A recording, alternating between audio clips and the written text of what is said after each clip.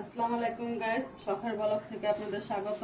আজকে আপনাদের একটা নতুন রেসিপি শেয়ার করব। দেখুন, এটা হচ্ছে রূপচাঁদা মাছ। এটা আমি কেটে ধুয়ে নিয়েছি। আজকে এটা দিয়ে আমি একটা অন্যরকম রেসিপি করব। এর আগে আপনাদের দেখিয়েছিলাম কই মাছের পাতুরি, রাইস কুকারে করেছি, কিন্তু আজকে এটা অন্যরকম হবে, রাইস কুকারে হবে না। এখন এটার জন্য আমি কি কি নিয়েছি।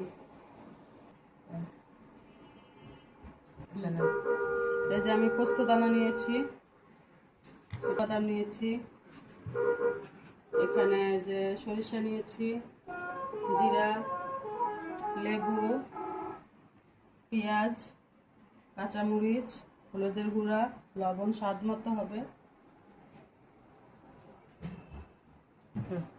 এগুলা দিয়ে এখন আমি কিভাবে এটা কি করি দেখাই আপনাদের। এটা আমি বেটে নিব, কাজু বাদামটা, পোস্ত দানাটা, কাঁচামরিচ, পেঁয়াজ বেটে নিব। এরপরে এটা মাখানোর সময় আপনাদের দেখাচ্ছি। এখন আমি পোস্ত দানাটা বেটে নিব, পোস্ত দানা আর সরিষাটা একসাথে বেটে নিব।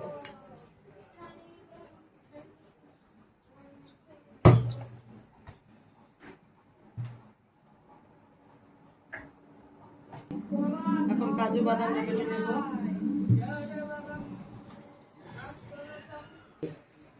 এখন কাঁচা মরিচটা বেটে নেব। এখন পেঁয়াজটা বেটে নেব।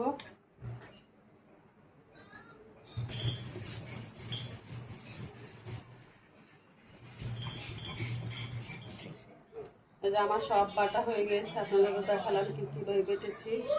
এখানে কাজু বাদাম, পোস্ত বাদাম, তারপরে আপনার পেঁয়াজ, কাঁচামরিচ, সরিষা, এগুলো সব একসাথে বেটে নিয়েছি। এখন আমি এগুলো উঠিয়ে নিব। দেখেন আমি এগুলো উঠিয়ে নিয়েছি বাটিতে। এখন এগুলো আমি মাখাবো।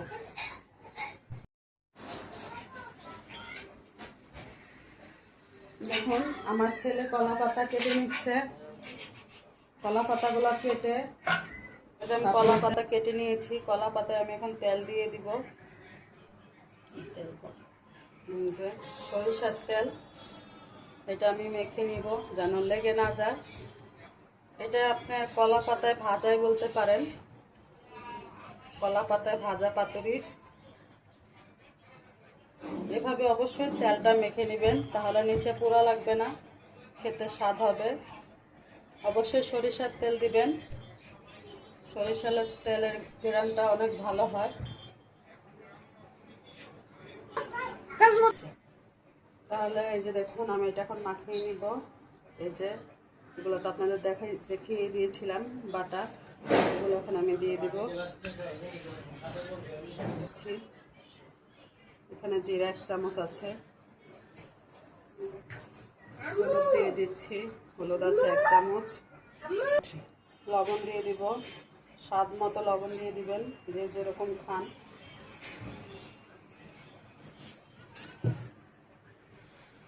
গুঁড়াটা দিচ্ছি, অনেকে টক দই দেয়, কিন্তু আমি দুধের গুঁড়াটাই দিয়ে দিচ্ছি। টক দইটা আমার কাছে নাই এখন, এই জন্য দুধের গুঁড়াটা দিয়ে দিলাম।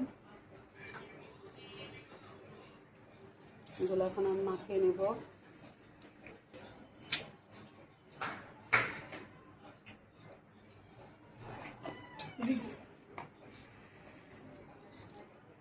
আচ্ছা, এরকম করে আমি সব মেখে নেব।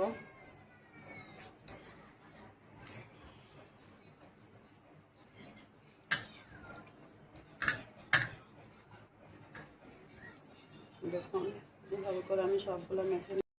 এই যে লেবু দিয়ে নিব এখন।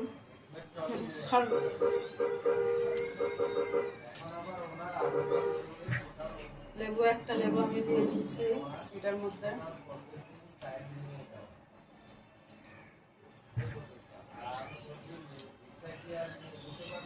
লেবু দিয়ে দিয়েছি।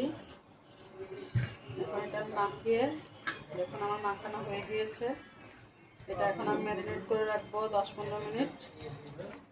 10-15 মিনিট পরে আপনাদেরকে আবার কিভাবে বসাবো, এটা কিভাবে দেখাবো, এটা দেখতে থাকুন আপনারা।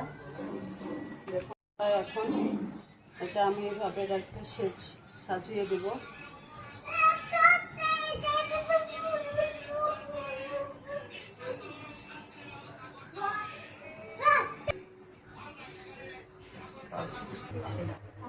যে আমি তাওয়াতে নিয়ে নিয়েছি, এই যে আমি এখন তাওয়াতে নিয়ে নিয়েছি এইভাবে কলা পাতায় রূপচাঁদা মাছের ভাজা পাতুরি। এখন এটা আমি ঢেকে দিব এইভাবে। আপনার এটা 20 থেকে 30 মিনিট লাগবে। এরপর আমি ঢাকনাটা খুলবো। দেখুন এটা এই পর্যায়ে এসেছে, এখন অনেক পানি আছে। এরকমই আমি এই যে দেখুন যেটি অবস্থা, এরকম ভাবেই এখন এটাকে আমি উল্টিয়ে নিব। কীভাবে উল্টায় আপনাদের দেখাই। আসুন, চুলাটাকে বন্ধ করে নিব। এটা এখন এইভাবে আমি আস্তে আস্তে এখানে নামিয়ে নিব। যে কলা পাতায় আমি তেল দিয়ে নিয়েছি, এখন এটার উপরে আমি এভাবে দিয়ে নিব। এভাবে দিয়ে নিয়ে আমি আরেকটা তাওয়া এখানে দিয়ে দিব। এরপর এটাকে আমি উল্টিয়ে নিব, সাবধানে উল্টায় নেবেন। দেখুন আমি কিভাবে উল্টিয়ে নিয়েছি।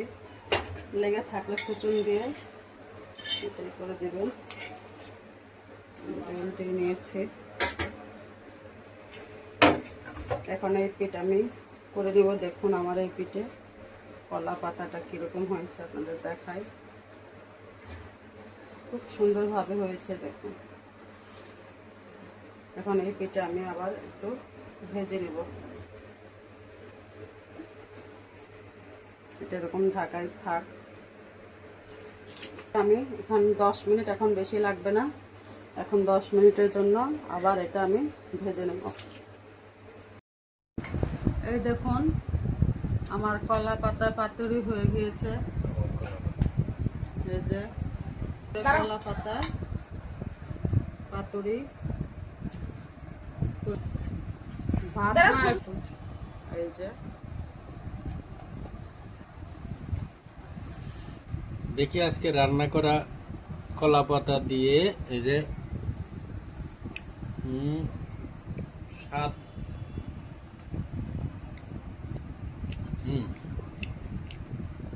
আসলে রান্নার উপকরণ সবকিছু যদি ঠিক মতো হয় তাহলে খাবারের স্বাদও ভালো থাকে। সুতরাং আমার কাছে মনে হয় আপনারা একবার এভাবে করে খেয়ে দেখবেন। আমার খাওয়া হয়েছে, আমার কাছে ভালো লাগছে।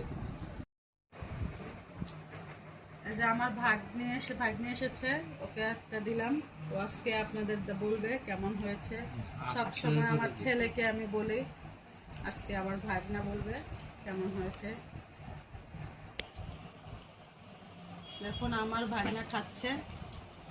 বলো তো জাহিন কেমন হয়েছে? খুব টেস্ট। একটু মাছ খেয়ে দেখাও। তাহলে আমার ভাগনা বলছে, আপনারা তো শুনলেনই। আপনারা একবার খেয়ে ট্রাই করবেন, অনেক মজা হয়েছে। তো ঠিক আছে, আজকে এই পর্যন্তই। আমাকে জানাবেন কেমন হয়েছে। ভুল হলে আমাকে কমেন্টে জানাবেন। আর ভালো লাগলে অবশ্যই আমার পাশে থাকবেন সাবস্ক্রাইব করে। তো আজকে বাই বাই।